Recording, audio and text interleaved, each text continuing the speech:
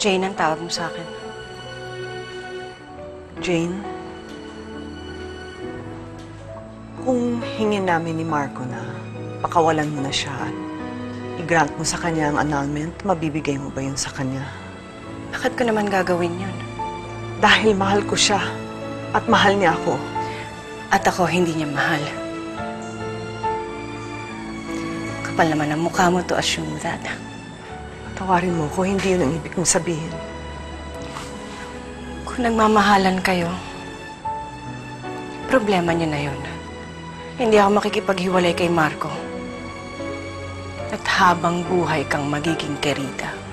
Kahit iba na ang minamahal mo, kung sino man ang siyang may-ari ng iyong puso, ang bawat pangalan, kalaro, kaibigan, isa pa lamang.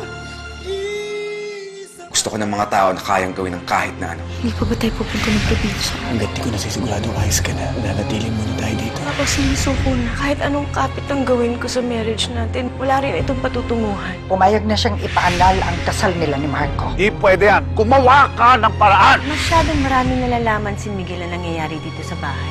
Sigurado nga ako meron siya nakakausap na taga dito. Buti na dumating ka para pigilan si Jane. Pigilan? Akala mo nandito siya para iligtas ka? Kasapat ko si Margaret!